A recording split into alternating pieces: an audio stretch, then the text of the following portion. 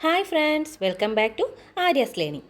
അപ്പോൾ ഇന്ന് നമ്മൾ എടുക്കാൻ പോകുന്നത് 7ാം ക്ലാസ്സിലെ സാമൂഹ്യശാസ്ത്രത്തിലെ രണ്ടാമത്തെ ചാപ്റ്ററാണ് കച്ചവടത്തിൽ നിന്ന് അധികാരത്തിലേക്ക്. ഓക്കെ, അപ്പോൾ ഒന്നാമത്തെ ചോദ്യം, കറുത്ത പൊന്ന് എന്നറിയപ്പെടുന്നത് എന്താണ്? കറുത്ത പൊന്ന് എന്താണ്? കുരുമുളക്. വാസ്കോഡ ഗാമ കോഴിക്കോടെത്തിയ കാലയളവിൽ കോഴിക്കോട് ഭരിച്ചിരുന്നത് ആരാണ്? അത് സാമൂതിരിയാണ്.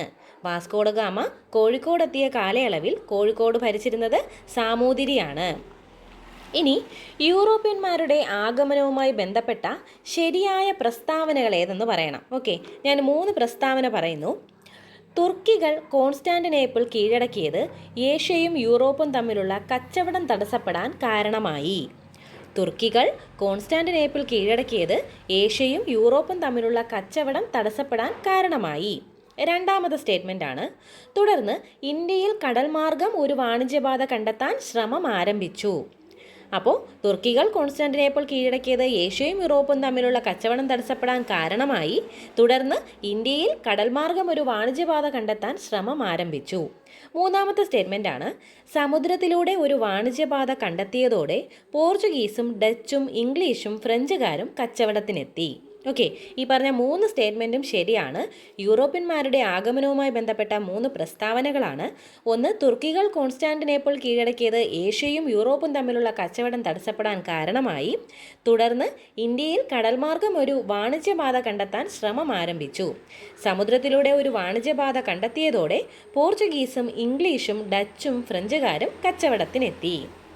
അടുത്ത ചോദ്യം, പോർച്ചുഗലിൽ നിന്ന് കച്ചവടത്തിനായി എത്തിയ വാസ്കോഡ ഗാമയും സംഘവും കോഴിക്കോട് കാപ്പാട് തീരത്തെത്തിയത് എന്നാണ്? 1498 മെയ്യിലാണ്. പോർച്ചുഗലിൽ നിന്നും കച്ചവടത്തിനായി എത്തിയ വാസ്കോഡ ഗാമയും സംഘവും കോഴിക്കോട് കാപ്പാട് തീരത്തെത്തിയത് എന്നാണ്? 1498 മെയ് 20 ആണ്. ഓക്കെ, അടുത്ത ചോദ്യം, സാമൂതിരി കച്ചവട സൗകര്യങ്ങൾ നൽകാത്തതിനാൽ വാസ്കോഡ ഗാമ കച്ചവടത്തിനായി എത്തിയ സ്ഥലം ഏതാണ്? അത് കണ്ണൂരാണ്.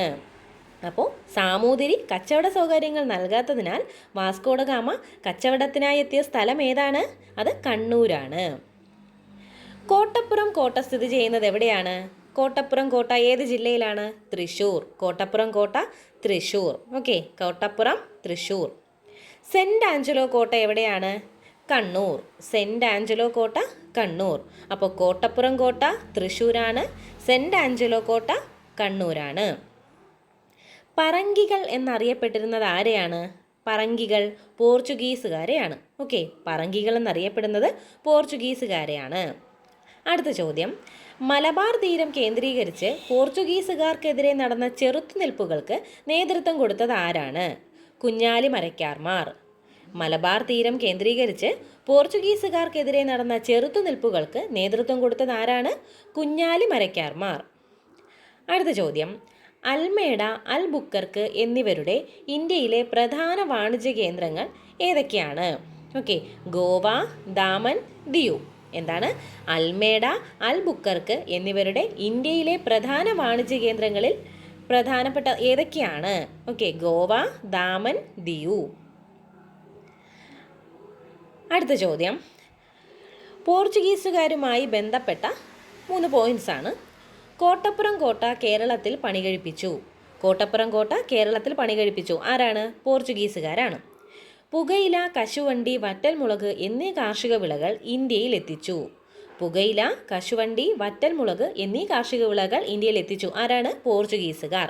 ചവിട്ട് നാടകം എന്ന കലാരൂപം സംഭാവന ചെയ്തു പോർച്ചുഗീസുകാർ. ഓക്കെ, അപ്പോൾ പോർച്ചുഗീസുകാരുമായി ബന്ധപ്പെട്ട 3 പോയിന്റ്സ് ആണ്. കോട്ടപ്പുറം കോട്ട കേരളത്തിൽ പണികഴിപ്പിച്ചു. നമ്മളിപ്പോൾ കോട്ടപ്പുറം കോട്ട എവിടെയാണെന്ന് പറഞ്ഞു? തൃശ്ശൂരാന്ന് പറഞ്ഞു അല്ലേ? അപ്പോൾ കോട്ടപ്പുറം കോട്ട കേരളത്തിൽ പണികഴിപ്പിച്ചു. പുകയില, കശുവണ്ടി, വറ്റൽമുളക് എന്നീ കാർഷിക വിളകൾ ഇന്ത്യയിൽ എത്തിച്ചു. ചവിട്ട് നാടകം എന്ന കലാരൂപം സംഭാവന ചെയ്തു ആരാണ്? പോർച്ചുഗീസുകാരാണ്. അടുത്ത ചോദ്യം, ഡച്ചുകാരും മാർത്താണ്ഡവർമ്മയും തമ്മിൽ നടന്ന യുദ്ധം ഏതാണ്? അത് കുളച്ചൽ യുദ്ധമാണ്. കുളച്ചൽ യുദ്ധം ആരൊക്കെ തമ്മിലായിരുന്നു? ഡച്ചുകാരും മാർത്താണ്ഡവർമ്മയും തമ്മിലായിരുന്നു. എന്നാണ് കുളച്ചൽ യുദ്ധം നടന്നത്? 1741. കുളച്ചൽ യുദ്ധം നടന്ന വർഷം 1741. ഇനി ലന്തക്കാർ എന്നറിയപ്പെടുന്നത് ആരെയാണ്? അത് ഡച്ചുകാരെയാണ്. ലന്തക്കാർ എന്നറിയപ്പെടുന്നത് ഡച്ചുകാരെയാണ്. ഓക്കെ, അടുത്ത ചോദ്യം, ഇംഗ്ലീഷ് ഈസ്റ്റ് ഇന്ത്യ കമ്പനി ആദ്യമായി അധികാരം പിടിച്ചെടുത്ത പ്രദേശം ഏതാണ്? ബംഗാളാണ്. അപ്പോൾ ബംഗാളിലാണ് ഇംഗ്ലീഷ് ഈസ്റ്റ് ഇന്ത്യ കമ്പനി ആദ്യമായി അധികാരം പിടിച്ചെടുത്തത്. സിറാജ് ഉദ്ദൗളയെ പരാജയപ്പെടുത്താൻ റോബർട്ട് ക്ലൈവിനെ സഹായിച്ച സൈന്യാധിപൻ ആരാണ്? അത് മിർ ജാഫറാണ്. അത് തെറ്റിപ്പോരുത്, മിർ ഖാസിം എന്നൊരാളും ഉണ്ട്. അപ്പോൾ മിർ ജാഫറാണ്. സിറാജ് ഉദ്ദൗളയെ പരാജയപ്പെടുത്താൻ റോബർട്ട് ക്ലൈവിനെ സഹായിച്ച സൈന്യാധിപനാണ് മിർ ജാഫർ. അടുത്ത ചോദ്യം, ഫ്രഞ്ചുകാരുടെ ഇന്ത്യയിലെ പ്രധാന കച്ചവട കേന്ദ്രങ്ങൾ ഏതൊക്കെയാണ്? ഫ്രഞ്ചുകാരുടെ ഇന്ത്യയിലെ പ്രധാന കച്ചവട കേന്ദ്രങ്ങളാണ് പോണ്ടിച്ചേരി, മാഹി, കാരയ്ക്കൽ. പോണ്ടിച്ചേരി, മാഹി, കാരയ്ക്കൽ. ഫ്രഞ്ചുകാരുടെ ഇന്ത്യയിലെ പ്രധാന കച്ചവട കേന്ദ്രങ്ങളാണ് പോണ്ടിച്ചേരി, മാഹി, കാരയ്ക്കൽ. ഇനി ലണ്ടനിൽ ഇംഗ്ലീഷ് ഈസ്റ്റ് ഇന്ത്യ കമ്പനി രൂപം കൊണ്ട വർഷം ഏതാണ്? 1600. ലണ്ടനിൽ ഇംഗ്ലീഷ് ഈസ്റ്റ് ഇന്ത്യ കമ്പനി രൂപം കൊണ്ട വർഷം 1600. ഫ്രഞ്ച് ഈസ്റ്റ് ഇന്ത്യ കമ്പനി സ്ഥാപിതമായ വർഷം 1664. French east India company French east India company സ്ഥാപിതമായ വർഷം 1664. ഓക്കെ. കുളച്ചൽ യുദ്ധം 1741 ഓഗസ്റ്റ് 10. 1741 ഓഗസ്റ്റ് 10. പ്ലാസി യുദ്ധം നടന്ന വർഷം ഏതാണ്? 1757. പ്ലാസി യുദ്ധം 1757. ബക്സാർ യുദ്ധം നടന്ന വർഷം 1764. ഇത്രയും വർഷങ്ങൾ ഇമ്പോർട്ടൻ്റ് ആണ്. ചിലപ്പോൾ ഓർഡറിന് നമുക്ക് മാച്ച് ദ ഫോളോയിങ് ആയിട്ട് ചിലപ്പോൾ ചോദിക്കാം. ഓക്കെ, അപ്പോൾ ഒന്നുകൂടി പറയാം. ലണ്ടനിൽ ഇംഗ്ലീഷ് ഈസ്റ്റ് ഇന്ത്യ കമ്പനി രൂപം കൊണ്ട വർഷം 1600. ഫ്രഞ്ച് ഈസ്റ്റ് ഇന്ത്യ കമ്പനി സ്ഥാപിതമായ വർഷം 1664. ഓക്കെ. അടുത്ത വാസ്കോഡ ഗാമ കപ്പലിറങ്ങിയ വർഷം ഏതാണ്? 1498 മെയ് 20. ഇനി കുളച്ചൽ യുദ്ധം 1741 ഓഗസ്റ്റ് 10. കുളച്ചൽ യുദ്ധം 1741 ഓഗസ്റ്റ് 10. പ്ലാസി യുദ്ധം 1757. പ്ലാസി യുദ്ധം 1757. ബക്സാർ യുദ്ധം 1764. ബക്സാർ യുദ്ധം 1764. ഓക്കെ. അടുത്ത ചോദ്യം, കച്ചവട ആധിപത്യത്തിനു വേണ്ടി ആരൊക്കെ തമ്മിൽ നടത്തിയ യുദ്ധമാണ് കർണാട്ടിക് യുദ്ധങ്ങൾ? ഫ്രഞ്ചുകാരും ഇംഗ്ലീഷുകാരും. അപ്പോൾ ഫ്രഞ്ചും ഇംഗ്ലീഷും കൂടെ ചേർന്നാണ് ഏത് യുദ്ധം നടന്നത്? കർണാട്ടിക് യുദ്ധം നടന്നത്. ഓക്കെ. ഹോർത്തൂസ് മലബാറിക്കസുമായി ബന്ധപ്പെട്ട സ്റ്റേറ്റ്മെൻറ്റ്സ് ആണ്. ഔഷധ സസ്യങ്ങളെപ്പറ്റി പരാമർശിക്കുന്ന പുസ്തകം. ഓക്കെ. ഹോർത്തൂസ് മലബാറിക്കസ് തയ്യാറാക്കാൻ ഡച്ചുകാരെ സഹായിച്ച മലയാളി വൈദ്യനാണ് ഇട്ടി അച്യുതൻ. ഓക്കെ. ഹോർത്തൂസ് മലബാറിക്കസ് എന്ന പുസ്തകം തയ്യാറാക്കാൻ മുൻകൈയെടുത്ത ഫ്രഞ്ച് ഗവർണർ ആരാണ്? അത് ഡച്ച് ഗവർണറായ വാൻ റീഡാണ്. ഓക്കെ. അപ്പോൾ ഹോർത്തൂസ് മലബാറിക്കസിനുമായി ബന്ധപ്പെട്ട പ്രസ്താവനകളാണ്. ഒന്ന്, ഔഷധ സസ്യങ്ങളെ പറ്റി പരാമർശിക്കുന്ന പുസ്തകമാണ് ഹോർത്തൂസ് മലബാറിക്കസ്. ഹോർത്തൂസ് മലബാറിക്കസ് എന്ന പുസ്തകം തയ്യാറാക്കാൻ മുൻകൈയെടുത്ത ഫ്രഞ്ച് ഗവർണറാണ് ഡച്ച് ഗവർണറായ വാൻ റീഡ്. അടുത്തത്, ഹോർത്തൂസ് മലബാറിക്കസ് തയ്യാറാക്കാൻ ഡച്ചുകാരെ സഹായിച്ച മലയാളി വൈദ്യൻ ആരാണ്? അത് ഇട്ടി അച്യുതൻ. ഓക്കെ. കർണാട്ടിക് യുദ്ധത്തിൽ പരാജയപ്പെട്ടതാര്? അപ്പം നമ്മൾ നേരത്തെ പറഞ്ഞു കർണാട്ടിക് യുദ്ധം ആരൊക്കെ തമ്മിലായിരുന്നു? ഫ്രഞ്ചുകാരും ഇംഗ്ലീഷുകാരും തമ്മിലായിരുന്നു അല്ലേ? അപ്പം ആരാണ് പരാജയപ്പെട്ടത്? ഫ്രഞ്ചുകാർ. അടുത്ത ചോദ്യം, ഇംഗ്ലീഷ് ഈസ്റ്റ് ഇന്ത്യ കമ്പനിയിലെ ഇന്ത്യയിലെ ആദ്യത്തെ വാണിജ്യ കേന്ദ്രം ഏതാണ്? അത് സൂറത്തിലാണ്. സൂറത്ത് എവിടെയാണ്? ഗുജറാത്ത്. ഇംഗ്ലീഷ് ഈസ്റ്റ് ഇന്ത്യ കമ്പനിയുടെ ഇന്ത്യയിലെ ആദ്യത്തെ വാണിജ്യ കേന്ദ്രം സൂറത്ത്, ഗുജറാത്ത്. ടിപ്പു സുൽത്താൻ്റെ മരണത്തിനിടയാക്കിയ യുദ്ധം ഏതാണ്? അത് 4ാം മൈസൂർ യുദ്ധമാണ്. ടിപ്പു സുൽത്താൻ്റെ മരണത്തിനിടയാക്കിയ യുദ്ധം ഏതാണ്? 4ാം മൈസൂർ യുദ്ധമാണ്. അടുത്ത ചോദ്യം, മലബാർ ബ്രിട്ടീഷുകാർക്ക് ലഭിക്കാനിടയായ ഉടമ്പടി ഏതാണ്? അത് ശ്രീരംഗപട്ടണം ഉടമ്പടിയാണ്. മലബാർ ബ്രിട്ടീഷുകാർക്ക് ലഭിക്കാനിടയായ ഉടമ്പടിയാണ് ശ്രീരംഗപട്ടണം ഉടമ്പടി. സൈനിക സഹായ വ്യവസ്ഥയിൽ ഒപ്പുവച്ച നാട്ടുരാജ്യങ്ങൾ ഏതൊക്കെയാണ്? ഹൈദരാബാദ്, തഞ്ചാവൂർ, ഇൻഡോർ. സൈനിക സഹായ വ്യവസ്ഥയിൽ ഒപ്പുവച്ച നാട്ടുരാജ്യങ്ങൾ ഏതൊക്കെയാണ്? ഹൈദരാബാദ്, തഞ്ചാവൂർ, ഇൻഡോർ. സൈനിക സഹായ വ്യവസ്ഥ നടപ്പിലാക്കിയ ഗവർണർ ജനറൽ ആരാണ്? അത് വെല്ലസ്ലി പ്രഭു ആണ്. ഓക്കെ. സൈനിക സഹായ വ്യവസ്ഥ നടപ്പിലാക്കിയ ഗവർണറാണ് വെല്ലസ്ലി പ്രഭു. സൈനിക സഹായ വ്യവസ്ഥയിൽ ഒപ്പുവച്ച നാട്ടുരാജ്യങ്ങളാണ് ഹൈദരാബാദ്, തഞ്ചാവൂർ, ഇൻഡോർ.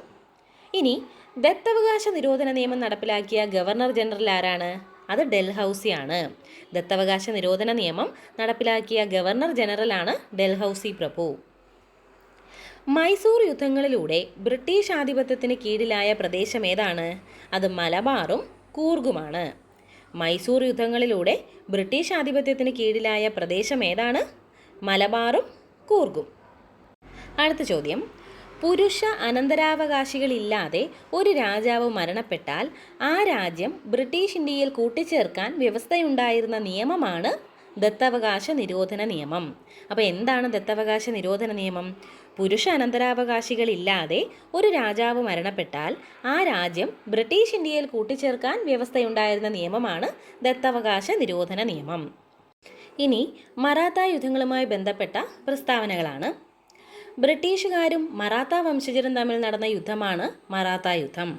ബ്രിട്ടീഷുകാരും മറാത്ത വംശജരും തമ്മിൽ നടന്ന യുദ്ധമാണ് മറാത്ത യുദ്ധം. മറാത്തികൾ ബ്രിട്ടീഷുകാരുടെ പരുത്തി കച്ചവടത്തിന് തടസ്സം നിന്നതാണ് ആക്രമിക്കാൻ ബ്രിട്ടീഷുകാരെ പ്രേരിപ്പിച്ചത്.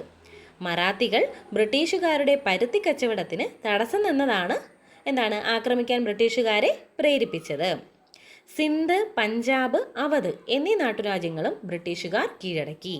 അപ്പോൾ ബ്രിട്ടീഷുകാർ എവിടെയൊക്കെ കീഴടക്കി? സിന്ധ്, പഞ്ചാബ്, അവധ്. ഓക്കെ, അപ്പോൾ ബ്രിട്ടീഷുകാരും മറാത്ത വംശജരും തമ്മിൽ നടന്ന യുദ്ധമായിരുന്നു മറാത്ത യുദ്ധങ്ങൾ. മറാത്തികൾ ബ്രിട്ടീഷുകാരുടെ പരുത്തി കച്ചവടത്തിന് തടസ്സം നിന്നതാണ് ആക്രമിക്കാൻ ബ്രിട്ടീഷുകാരെ പ്രേരിപ്പിച്ചത്. സിന്ധ്, പഞ്ചാബ്, അവധ് എന്നീ നാട്ടുരാജ്യങ്ങൾ ബ്രിട്ടീഷുകാർ കീഴടക്കി.